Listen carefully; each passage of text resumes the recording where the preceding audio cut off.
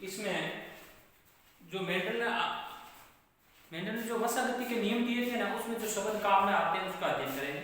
लगभग ऐसे 20 शब्द हैं जिसका हम अध्ययन कर लें तो वसागति के नियम को सरलता से समझ सकते हैं। इसमें पहला शब्द है जीव। जीव वह कारक जो किसी एक लक्षण को नियंत्रित करते हैं वो जीव कहलाते हैं। वह कारक जो किसी एक लक्षण को नियंत्रित करता है वो क्या कहलाता है? जीव कहलाते हैं। जो कंट्रोल करता है, वह कारक जो किसी एक लक्षण को कंट्रोल करता है वो क्या कहलाता है? जीव कहलाता है। और कारक शब्द सर्वप्रथम ये मेंडल ने दिया था और जीव जॉनसन। जीव शब्द का प्रयोग जॉनसन ने किया था। जैसे जीव जॉनसन, पहला उच्चारण दोनों सेम है, याद रखने का ये तरीका है। दूसरा है शब्द है, ये आनुषंगिक शब्दावली का दूसरा शब्द है युग्म विकल्पी, जिसको इंग्लिश में कहते हैं एलेलोमॉर्फ। किसी लक्षण को नियंत्रित करने वाले जीन के दो विपर्यासी स्वरूपों को युग्म विकल्पी कहते हैं। मतलब जीन के दो विपर्यासी स्वरूपों को ही युग्म विकल्पी कहते हैं। जैसे पौधे का ऊंचाई एक लक्षण है और उसको ऊंचाई को कंट्रोल करने वाला जीव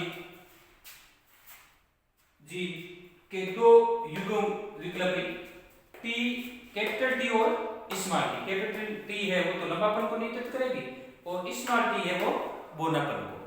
तो आगे हम इसी क्रम में आगे शब्द देखते हैं समयुग्मजी, होमोजाइगस। तो सम से पता चलता है समान, युग्म मतलब युग्म, समान युग्म होगा वो समयुग्मजी। परिभाषा के द्वारा हम देखते हैं जब किसी लक्षण को नियंत्रित करने वाले जीव के दोनों युग्म विकल्पी एक समान हो तो उसे क्या कहते हैं? समयुग्मजी कहते हैं। तो इससे पता चला कि लक्षण को कंट्रोल कौन कर रहा है? जीव। और युग्म विकल्पी किसके होते हैं? जीव के।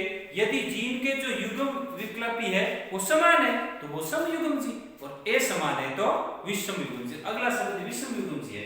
विषमयुग्मजी जिसको अंग्रेजी में कहते हैं हेटेरोजाइगस।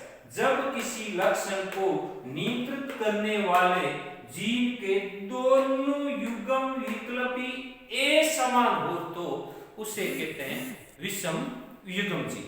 तो विषमयुग्मजी और समयुग्मजी, जिसको समयुग्मजी याद है उसको ऑटोमेटिकली ऑपोजिट में विषमयुग्मजी याद है। इसी क्रम में हम आगे कई लक्षण और है इसका अध्ययन करते हैं, तो ध्यान से देखना आप। इसी क्रम में देखते हैं 4 नंबर है, अब हम 5 नंबर का अध्ययन करेंगे। 5 नंबर में लेते हैं शब्द, 5 नंबर में लेते हैं लक्षण परुरूप। लक्षण परुरूप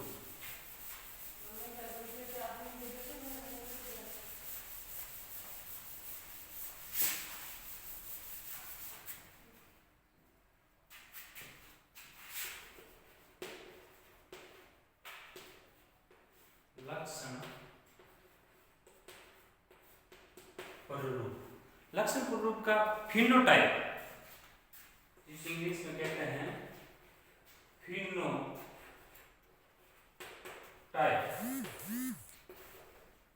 तो जब किसी पौधे के बाह्य लक्षण प्रकट होते हैं उसे कहते हैं लक्षण परुरूप। जब किसी जीव के बाह्य प्रकट होने वाले, जब किसी सजीव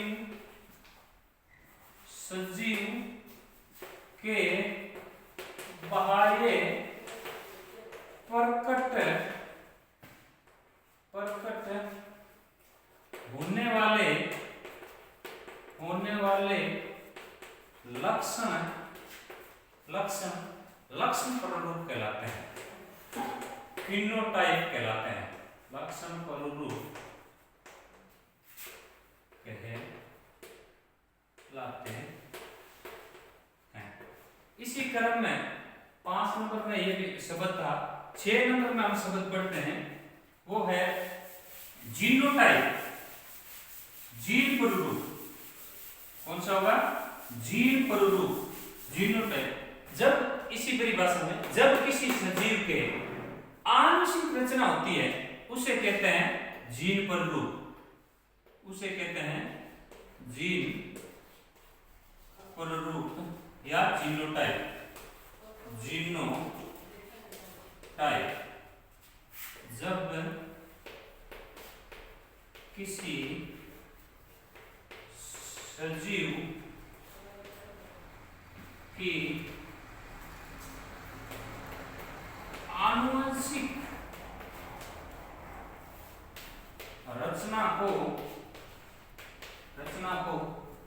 जीनोटाइप कहते हैं। क्या कहते हैं? किसी सजीव की आनुवंशिक रचना को क्या कहते हैं? जब किसी सजीव की आनुवंशिक रचना को